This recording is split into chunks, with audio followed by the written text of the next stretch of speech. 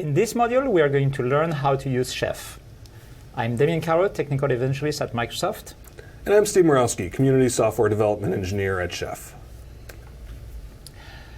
So in this module, we're going to see how ChefDK is your toolkit, is the place where you start learning and building things with Chef. We're going to learn about the resources, how to build the blocks with those resources. We're going to have a demo on how to install software, create files. We'll learn a bit more about the resources themselves, and then we'll have a deeper look into how Chef helps to test and repair stuff, and how you can create your PowerShell profile script to make sure that you run smoothly in a Windows environment. Yep. Yeah. So what the total point of the module is really to get comfortable with the idea of resources and how they behave. Mm-hmm. So Steve, tell us a bit more about the ChefDK. So ChefDK, as we outlined in the first module, is kind of the one core bit of software that you need to make your Chef authoring workstation so you can build policies. And it includes a tool called Chef, which has some capabilities in it to scaffold out and generate structures and so we can build a repository of where we want to keep our cookbooks and all the different metadata that we want to store about our servers. It has Chef Client because guess what? That's the core bit of that's the core bit of code. There's this tool Chef Apply, which we're going to get a little more familiar with in about a slide or two, and it basically lets you run recipes without a lot of ceremony. Mm-hmm. And so we're going to use that to really explore what resources can do. Okay. And it includes Knife. And Knife is a nice general purpose tool for interacting with our Chef server, interacting with cloud environments, and actually reaching out and doing execution of things against the nodes that we're managing if we'd like to. So just to understand correctly, those core components are installed on your workstation. Yes. That's my machine. That's where I start. Yep. Should I use this term? Develop my recipes. Exactly. And then I aggregate all those recipes and make sure they run correctly on my machine. Yep, on your machine, or if you're using something like Hyper-V, or you can test against guest machines, or if you're using cloud. In the cloud. Yeah, exactly. So, but you can do the authoring and some validation and testing and things locally on your machine. And ChefDK is available for Windows, for Mac, for Linux. So whatever operating system you're comfortable on, or is your standard issue in your environment, we have a ChefDK for you. My favorite operating system on my client is Windows. In the cloud, it might be different. Yep. And for me personally, I like Windows as well, but from a company perspective, our standard loadout's a Mac, so I'm getting used to and more comfortable on a Mac. Yep. And it introduces some fun cross-platform challenges.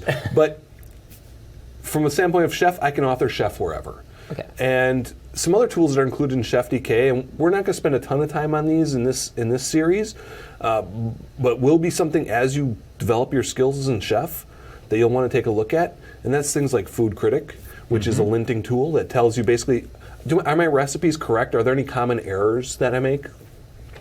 Chef Spec, which you can use to evaluate whether or not a recipe is going to use the resources you expect to be used, because you can have logic inside your recipes like if this or if that or when this, and so you want to make sure that things are going to happen when you expect them to happen. Mm-hmm. And then Test Kitchen, which allows you to scaffold up infrastructure like fresh VMs or fresh cloud infrastructure, apply your policy, and then execute some tests by an external test tool to validate that it did what you expect it to do. So there's this whole continuum of testing that's of testing tools that are included in ChefDK. Mm-hmm. You'll find out in the Chef ecosystem we really like testing. Well, it's part of the philosophy. Yep. So things that we don't include is a text editor and a source control client. So tell us a bit more about why not Notepad or WordPad as the text editor. I know most of our folks use Notepad because it's the default editor on Windows. Yep. And Notepad can get you out of a pinch in a lot of cases. Chef is built on Ruby, and Ruby doesn't play so well with the line endings the way that Notepad works, and so it's kind of a pain. But for the most part, you're interacting with these on your machine, so a good text editor is a really good asset to your portfolio. I tend to use Sublime Text, and that's what we'll see in our demos today. But any text editor, Notepad++ or Notepad 2, there's a variety of other text editors. Something that you're going to be comfortable working in, that you can open multiple files in, that you have good search and replace. That's going to be a very good friend as you start to explore Chef. And you want to make sure that the line ending thing is correctly handled. And almost every other text editor does, and it is very good about the line endings. And we have the link to download the Chef DK. Yep. Right out on downloads@chef.io. So get your Chefios. So, resources are what we're really going to dive into and explore today. And they're really the building blocks of that structural configuration of that model of our infrastructure that we're going to build. And what it does is it describes some piece of our system and what state we want that to end up in. So whether that's I want this service to be running, I want this file to be present and have its contents be a certain thing, whether I want this user account on my machine, whether I want to leverage some bit of DSC. I see the DSC script resource and the Windows package.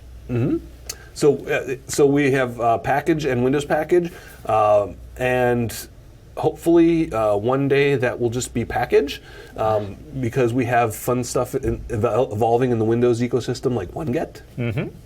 And so we have the registry. There's a ton of other resources that are available, and our docs, we detail all of the resources that are available in core Chef that ship with Chef client. So if the only thing you have on your machine is Chef client, you have all of those resources available. Then that can be built on and extended with cookbooks, so you can have more and more capabilities added to a system. Yeah, and if you go to the webpage, you get that list of resources available, and you update them as you evolve the platform. Exactly, and they'll give you examples of how they're used, all of the different bits of data that you can provide to them to tweak their behavior, and we'll kind of see how that evolves out with some demos coming up in a short minute. I don't want to go ahead of the demos. So one of the things we can do with Chef is to install softwares. Yep, and so that's where that package or Windows package resource can come into play. So we're going to take the Chef Apply tool, and because Chef Apply lets us actually use resources and run recipes without needing all the ceremony of either running Chef Solo, where it just kind of runs on its own, or having a Chef server available. This is really good for exploring. It's not what you do in production. Yeah, that's the thing to remember. Not what you do in production. Right. This is Chef Apply is a really great tool to quickly get your hands around those core resources and get some feedback right away. So we're going to take a look at how that works. We're going to actually install software on a Windows machine and a Linux machine. Okay. Let's bear with us for that demo. I'm sure we're going to like it. Great. One of the other things we can do with Chef is to create file, and I think we're going to see a demo around that. Can you tell us a bit more on how you create files? Sure. So we're going to dive into, in our demo, we're going to use the file resource. But there's a couple other file resources that are available. There's cookbook file, which allows me to bundle a file with the cookbook, and it will just unpack that and drop that out on the machine where you tell it to, which is it's useful, and it's not going to be used in every case, but it's a capability that you have, and it's there. right? So maybe you have a cookbook that has a particular license file that you want to deploy. And so you package that up with your custom cookbook and your chef server deploys that. Then we have the template resource. This is the one I see a lot. And the template resource lets you define a Ruby template. And so it's a .erb file. But it's a file, and you can do Ruby expressions inside of it. And it sounds way more complex than it actually is. A Ruby expression is just a little snippet of Ruby embedded, but with a hash mark and curly braces. For those who have never touched Ruby before, it's rather approachable. I've discovered it recently, and it's like super easy to learn. If you've spent any time with PowerShell, Ruby will not be very difficult to pick up. And for Chef, there's very minimal Ruby that you need to know. I was brand new to Ruby myself not too long ago. A year ago, I really hadn't touched it much, and now I'm relatively comfortable with it. But for getting started with Chef, we actually have a page on our docs of all the Ruby that you need to know to use Chef. It's one page. There's a couple of constructs that you want to be familiar with, but for the most part, what we're going to see if you've used PowerShell, especially if you use PowerShell DSC, it's going to look very, very similar. Similar, I agree. So, are we ready for a demo? I think we're ready for a demo. Okay. Let's see some software get installed. Now, this isn't just to kind of set some expectations. When we run these demos, they're in a command prompt, and it's going to be text scrolling on the screen, so there won't be whiz-bang things flying around the air or lights going off, sirens.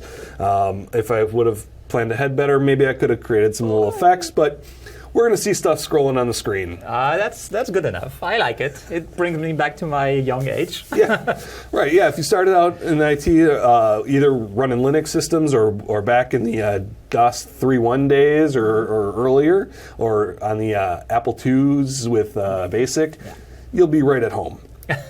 So what we're going to do is, right now I'm on a Server 2012 box, and actually, I am on the wrong box.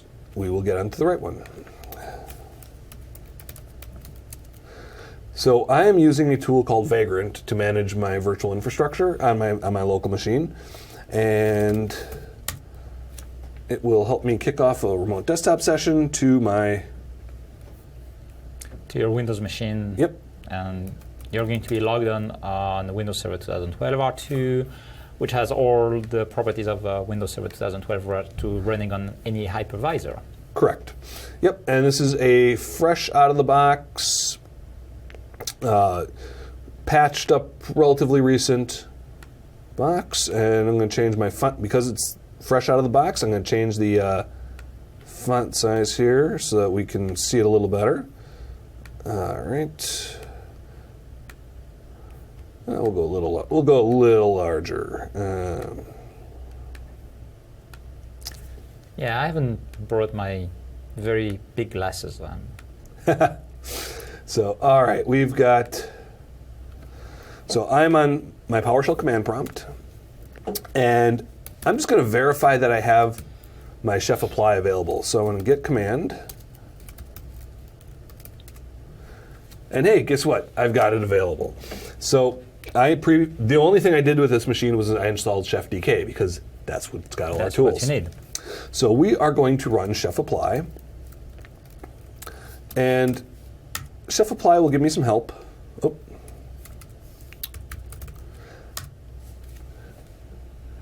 And tell me how I can run it. So one of the common conventions in a lot of the Chef tooling is this -- help. So one thing that we might be very familiar with from command.exe is that /?. Yeah. I've got that brain damage. It just that's how it kind of flows out of me. And so we get that nice little no file exists. That wasn't what I expected. So -- help. -- will always precede the long name of a parameter. If there's a short name, it would just be dash. And the initial or something. Yeah, the first letter. So we are going to, with Chef Apply, we can either point it to a file and say, hey, run this recipe, or we can pass it just some quoted text and tell it, hey, do that. So what we're going to do is we're going to just do chef apply, and we are going to give it a recipe of, I'll give it -E for execute. I'm going to give it the recipe text. I want it to do Windows package, and I have a package at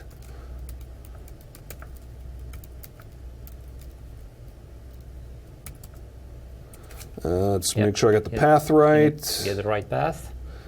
Yep. Here we go. Software. Yep. We'll do Vim 7.4.0.msi. So basically what we're going to do is using Chef to install that software. Yep.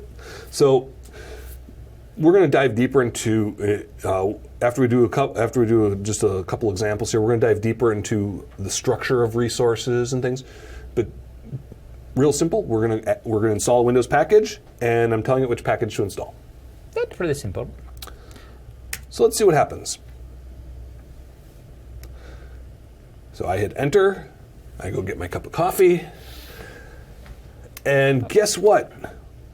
Big time error. Yep. You know why? Let's give a guess. Yep. So one of the things that happens here is I'm running in PowerShell, right? And I'm running a batch script in PowerShell, and PowerShell has a whole process of parameter parsing that happens.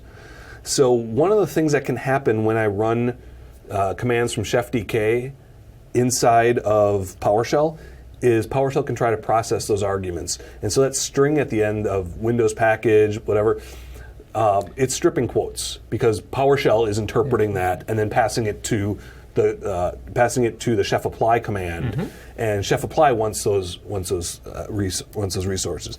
So I have two workarounds.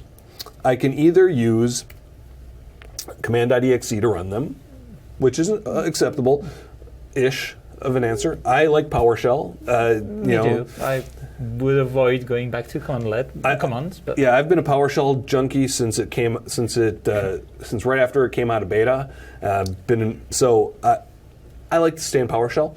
So PowerShell 3 actually introduces syntax. It's --%, and what that tells PowerShell is hands off. Don't touch anything after this marker. And it's this legacy command parsing mode. And so if we run now, unless I've messed something up, we should be seeing. Oh, I did mess something up.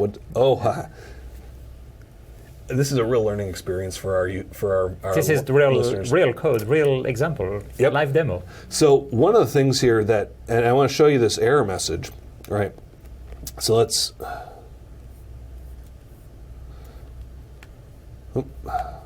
Hey, you're supposed to just move with me here. All right, so there was a handy error message up here at some point, or someplace, before I scrolled. So one of the things is all the errors come back to the interface. So you want to be paying attention to what is reported. We usually tend to go across the errors, but in that case, you want to relook what happens. Yep. So one of the things here that it mentions is it contains non-printable backslash, or it gives you this note that, hey, you should use double backslash. And whenever we're passing to Ruby a double quoted string, just like in PowerShell, PowerShell will do string interpolation on double quoted strings. Ruby does the same thing. And just like in PowerShell, single quoted strings are left alone. So since this is a double quoted string, because I had two sets of quotes, I just add extra slashes. You want to duplicate the backslash. So then it basically escapes the escape. Yeah. So we're getting all sorts of education here. But it's actually something that our attendees will, or eventually will face if they use that on their own system. Yep. So let's see. Now what did I miss? Now something's different than what happened when I ran this through before. Aha. So let's see. We have Vim-7, so that's all right. Expecting. So as we so it looks like it stripped quotes off again. Did I? Oh, did you mistype them? No. The line that I used up arrow to get back a previous command line, but you'll notice something's missing. You're missing. Yep. My -%. Dash. So this is how, when we read our error messages that come back, Chef is usually pretty good about giving you an exception as to like what actually is the problem and where that thing came. And there might be a lot of stuff to look at, like because when there's an error, it will print out kind of the whole compiled resource, all the values that you see there. When Chef runs on its own as a service, you can redirect that to a log file, and then you look at the log file if something didn't happen as you were expecting. And with Chef Client 12, you can actually direct that log file to the event log. Pretty nice. So now we actually had success, and so success looks a lot less interesting as far as volume of output. But we have this recipe, Chef Apply, cookbook, and recipe, the Windows package, install version. So if I go to add and remove programs, we should see the program installed. We should. Any bets? I would think so. And there we go. We have Vim. Now there it is. I should have, if I was smart, I should have showed you this before, so I could have done the nothing up my sleeve. Yeah. But we trust you. Yeah. I got a trustworthy face. Yeah. So we have now successfully used Chef to install software. Aye. Good first step. Yeah, I think so. So now we've installed software. Let's do the other thing. Let's create a file. Yeah, I'm very interested in that. So I'm now going to step out of my VM here. One of the reasons I like Vagrant is it does this synced file thing. So that folder that had the software installed, that's actually a partition on my Mac. Mm-hmm. And so what I can do is I can use a text editor on my Mac and edit the file, create it correctly, and then it will be seen on your virtual machine. Yep. And you can apply that recipe.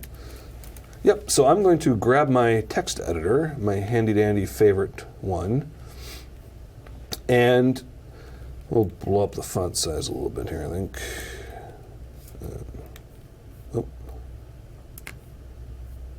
If I can. So basically we're going to create a new file, and that new file is going to have the resources that we need to create a file. And we're going to say what we want to have in this file. Exactly. So I'm going to say I want to create a file. Okay. And we'll create it right in the root of C. Yeah, so it's easy to find. For a demo, that's fine. Yeah. I wouldn't do it in production necessarily, but... Right. But then again, we did have that disclaimer. This is not how I would manage my servers in production. So we are going to do that. So I'm going to go, and now I'm single quoting my string. Yeah. So I can use a single backslash. If I would double quote here... You wouldn't have to use the double backslash. You got it. So I'm going to go to C, and we'll do MVA content.text. Okay. So now we're going to add a little element to what we had before. Before, this was enough to be a resource with package, when we just had our Windows package and the path to where the package to install was. Now we need a little bit more detail, because this would create a file there. But there would be nothing. There'd be nothing in it. An empty file, basically. Right. So we want to actually create something. We want to have some content there. Mm-hmm. So if you're familiar with DSC resources, you'd see something similar. You'd have file and a name, and then you'd have curly braces. Correct. In Ruby, in Chef, we have the resource, the name, and then do and end. And everything inside do and end is details for that resource. Okay. So we're going to add a attribute called content. These are also called attributes. So attributes is a loaded word in Chef. I'm not wild about that, but it existed before I existed in that ecosystem, so I lose. So these are called attributes. And so I have an attribute called content, and we're gonna create a text file. Okay. We're gonna have the content Damien rocks there, right? Okay. We'll see if that applies. We'll see it. We'll see if that applies. And I'm going to save my file, and I'm going to save it in my MVA folder, which is the folder that's shared with my virtual machine. And I'm going to call this Damien.rb, and it's EN, right? Ian, yes. Okay, I remembered right. And so now I can go back to my virtual machine, and let's change directories over to my Vagrant folder and see if I have that file. See the file. And there's we have it. Damien.rb. So let's chef apply Damien.rb. Now I'm not passing any tricky easy. parameters and things, so I don't need my little --%. I could if I really felt like it. So let's see what happens.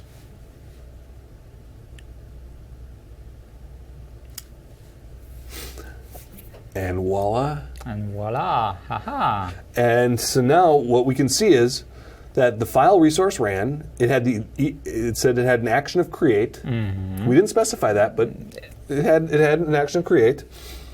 And it said it created a new content or a new file at cmva content.txt, which is where we told it to go. And it went from no content to some content. And we see that there was a change here That's of Damien Rocks. The content of the file, actually. Yeah. Yep, that is. So what we'll see a little later is that we'll show you all the additions and changes to a file. So, so now we've done this on Windows. Should we replicate this on Linux? Well, if we can do it in the same way, that's impressive. I think it is. So we can, actually. And so what we're going to do is, since the Linux desktop that I have is nowhere near as interesting looking as the Server 2012 background, we are going to just do it right out of the command shell here. Yeah. Because my...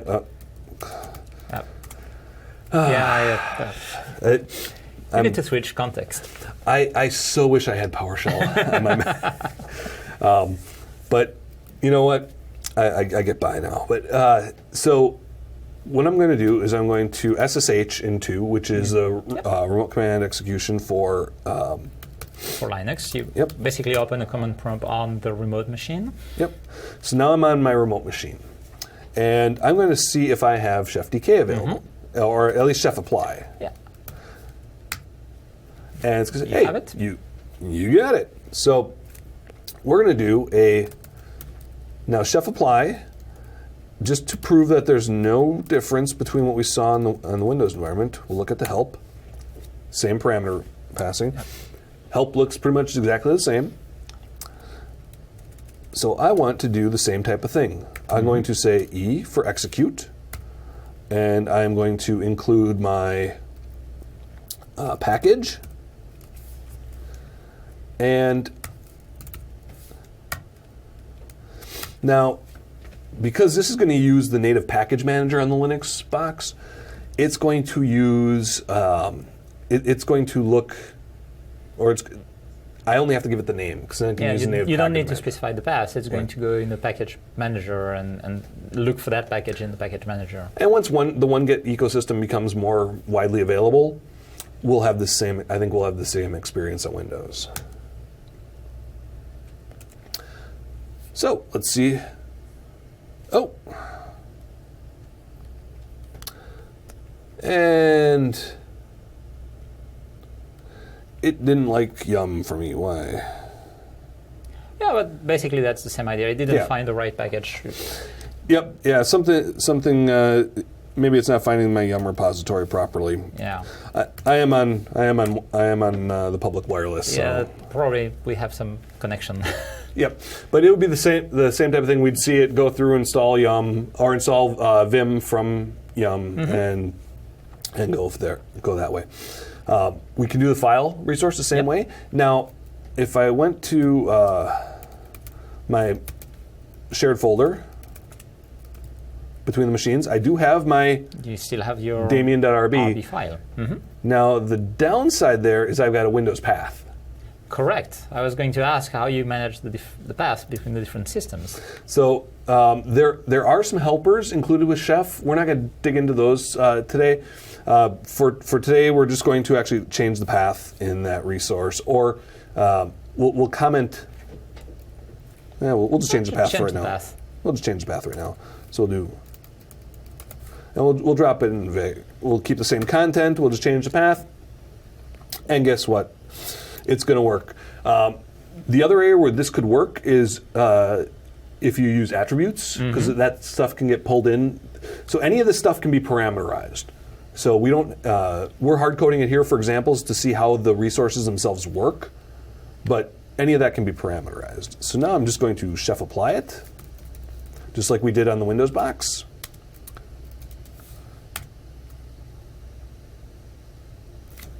And there you go. There we go. And just to make sure, we'll do cat vagrant MVA content. Make sure it's actually there. It's there.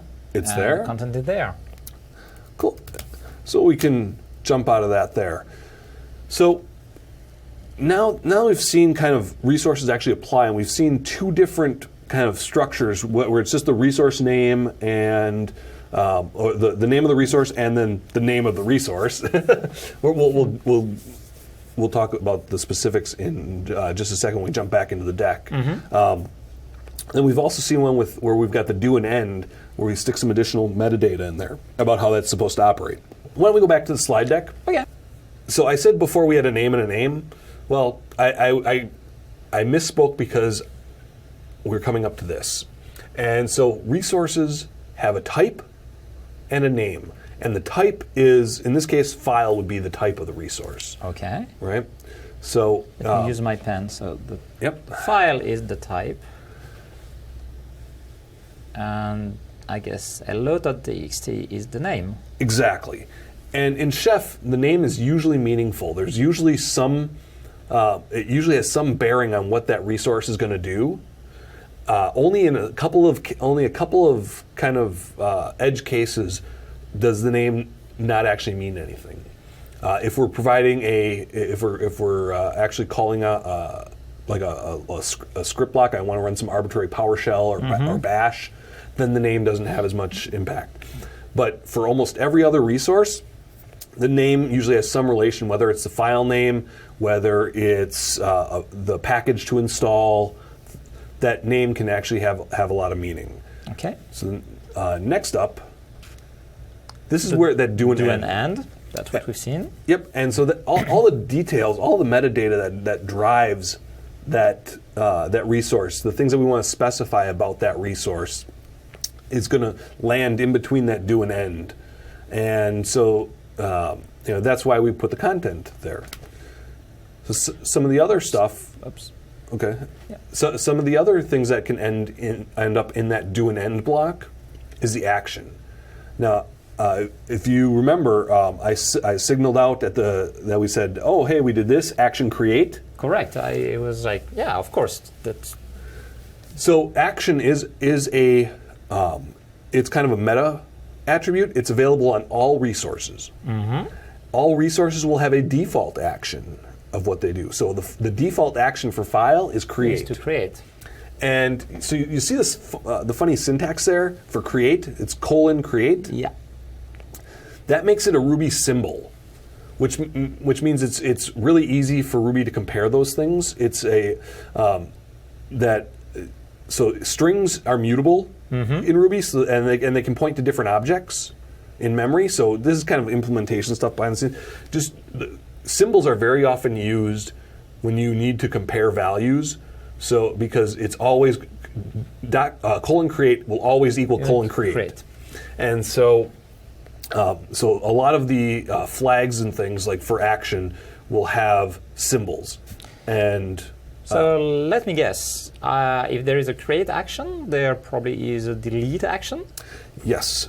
And if we look at the documentation for the resource, so if we, and here's where docs.chef.io it comes in handy. It will actually document what actions are available.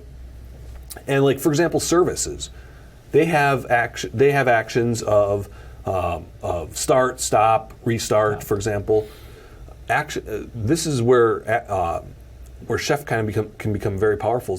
You can send messages to other resources and say, hey, if I complete successfully, tell this other resource to do one of these actions. So I might have a service start, but then I might have, like say I tell the WinRM service to always be started, and then I reconfigure, in another resource, I reconfigure the max number of shells.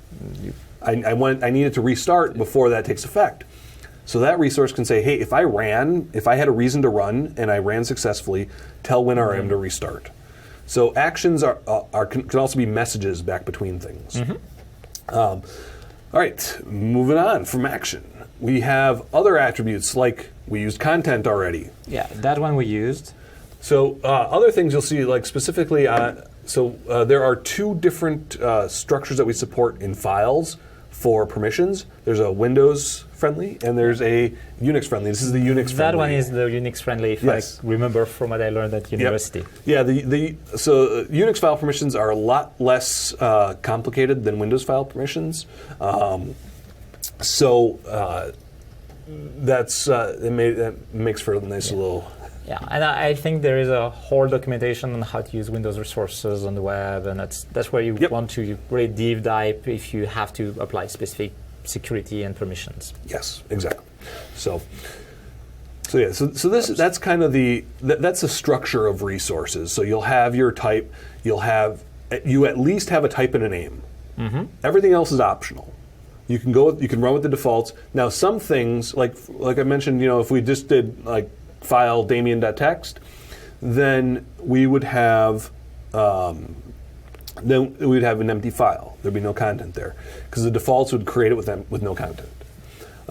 Sometimes in order to do something useful, you have to provide those attributes.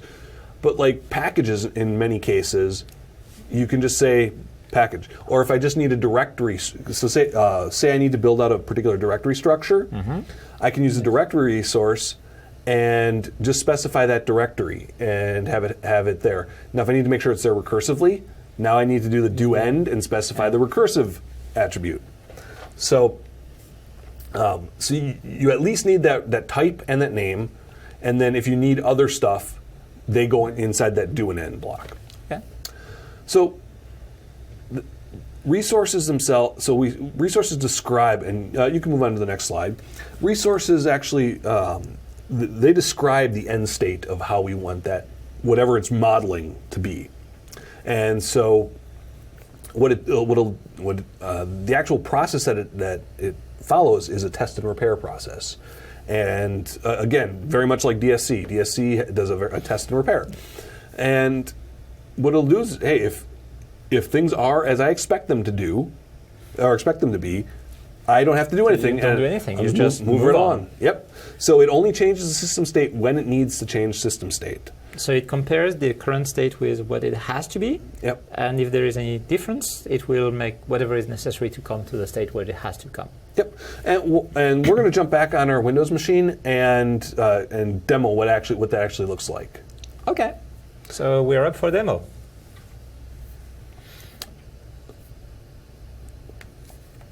So now we're back on our Windows box where we just made a change, got that file created, and you know what? I just thought I should go back to my text editor and fix our file path because that's going to matter. You know what though? We now have software on here. I wonder. Let's see if I'm going to get command vim. Oh nope, it's not on my path yet. So we'll go back to my text editor and. We'll change this back to C save that. All right, let's start with a clear screen. And if I take my MVA content file and change this to Steve, and now Chef isn't going to like this because it means I'm tooting my own horn. So Chef is going to want to fix this situation. Aha. So I just changed Damien to Steve. And so now if I ran chef apply Damien.rb, what do we think is going to happen? I would say that it's going to erase the file with whatever we want to have. So it's going to reapply to come to the state we've defined. I think that's a pretty good guess. Let's see what happens.